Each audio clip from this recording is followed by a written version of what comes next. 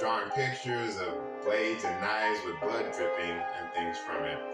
And again, not really sure where the ideas kind of formulated from, but that was the first time I could recollect me actually inflicting self-harm on myself, to actually give the self-doubt and disappointment emotions of physical reality.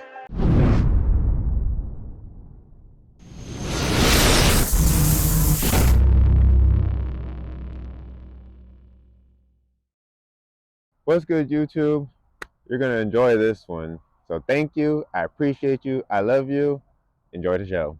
I just wanted to give y'all a little background as to how I came to be personally with my mental health journey. So growing up, I grew up in a broken home where I did see verbal and physical abuse. My parents split when I was about 4, and I was part of the court system at about 6 years old. Through that process, I went through a lot of counseling. I witnessed a lot in regards to my mother and my father and how the court system kind of works. And with that, I ended up in custody with my father and staying in San Jose. And I lived there until I was 18 years old. During the course of that time, we as in me and my older brother, we went to counseling because they thought it was important for us to go to see where our heads were at, kind of with my parents going through the divorce process and how we were doing overall mentally. And over the course of time, me and my older brother kind of took it as a joke because we're kids. We didn't think much of it. We felt like they were kind of taking things too seriously. And then it got to a point when I was about, I want to say 11 years old, where my older brother ended up getting sent to a group home. So it left me to kind of fend to myself, and my older brother was the talker. I was the more quiet and observant of the two of us. And so if I felt like I had to say something, I kind of told him, and he would kind of speak on it. But once he went away, I was then going to counseling by myself. And since I wasn't much of a talker and I didn't know much about my emotions, I was always told that, something was wrong with me. I don't talk. I must be depressed because I'm seeing all these things that go on with my parents, the arguing, the bickering, the random things that would happen over the course of the divorce and the child custody proceedings. And so with them being professionals in my mind and continuing to pound that into my head, being an 11, 12-year-old kid, you start to really think about these things as like, wow, these are really experienced professionals and they're telling me something's wrong with me. So maybe there is something wrong with me. So mentally, I start to kind of form that identity that, something is wrong with me. I am depressed. I am affected by this divorce of my parents, which in a sense I was, but not to the degree that they made it, where it kind of got pounded into my head so much where it's like, okay, pay attention. Something's wrong. Something's wrong. Something's wrong. You're not talking. So something must be wrong with you. And so during that time is when I really started, I would say, coming to identify with the mental health struggles. On top of me being raised by my father, he didn't teach me much about emotions and emotional stability and things of that nature, as men typically don't focus on that stuff. So I was missing that kind of empathetic support system that I would have expected, I guess, from my mother. And because she was not in my life in the way that I was needing it, in a sense, I kind of had to figure that stuff out for myself. And so during the course of dealing with that, there was a time period when I didn't see my mom for about 1.5 years, 2 years. And it was around that time I was going through puberty, learning about, women, my body changes, all those types of things. And so with that, it was a tough time to not really understand my emotions and not have it really explained to me and for me to kind of figure out. And so just like a lot of kids I grew up with, you date girls here and there, nothing too serious. but I always got broken up with. I always thought I was a pretty nice guy. I was always told I was a nice guy, but I always got broken up with. So I started to kind of formulate this idea, and you're like, dang, something's wrong with me, especially because I would always get told, like, hey, something's wrong with you, or I'm leaving you for somebody else, or something of that nature.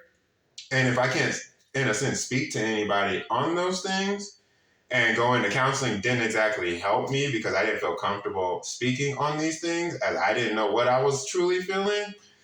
Then it got to the point of me kind of internalizing it as something wrong with me. I'm the problem in most scenarios, not just the aspect of, dating as a young child, but things with my mother as well. With her not being there, I did blame her for a lot. And so I made myself a victim mentally in a sense that I didn't understand my emotions and things around that, and my mom was not there. Therefore, I put the blame on somebody else and internalizing that for myself and then doubting myself as a person.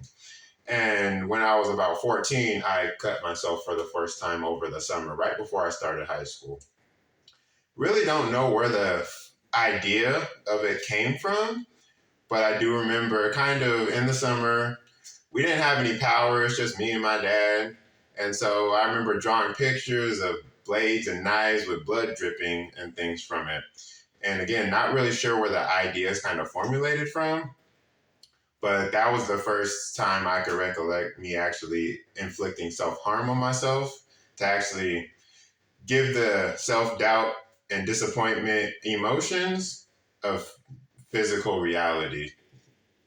And so it became a little bit of the norm for me, especially when I was 14 years old, as it felt like an outlet for me, like I'm the problem with anything, especially when it came to my emotions and dating and things with my mother, and that lack of that parent involvement during that time. And so I always blame myself. And when I self-blame, I go into that depression mindset where I'm by myself, I'm alone, nobody understands me. And so then I inflict harm and I would cut myself in some way, shape, or form. And it wasn't until I remember I was in one class in my freshman year and I had slits all down both of my arms. And I was literally telling people, like, I did not care if I lived. I did not care if I died. I don't care what happens to me. And I guess the teacher I had, one of them that day, saw or heard what I was saying and ended up calling the police because I was walking home from the Jack in the Box down the street and going home. And a cop just pulled up on me and asked who I was. And so, I told them, I identified who I was, and they put me in a cop car and took me home. They then called my father to come home because they wanted to take me away to study my brain mentally for, I think it was 72 hours or so. And so my dad rushed home from work, trying to figure out what was going on. They kind of explained what this teacher had said about what they heard and saw on my arms. And ultimately, I didn't end up going. My dad made sure he did whatever he felt he needed to do to keep me home and protect his son. And during the course of that time, I got a little better with it. I kind of got away from the cutting stuff. I still had the low self-esteem and depression and the self-doubt, disappointment type of mindset. But I was able to deal with it a bit more. And basketball helped, and my boys and my friends from the basketball team helped me with that a lot because I felt a brotherhood. And with me not having my older brother around, it really helped me to have that sense of brotherhood. And still to this day, some of my boys, some of my friends are closer to me than my own brothers. And so that's a big part of how things kind of formulated with my depression. I could fast forward a bit because there was stuff that happened over the course of my life. A lot of it involved, women and dating and victimization due to my mother not being around. And I would say the last real time I cut myself was after my dad's wedding.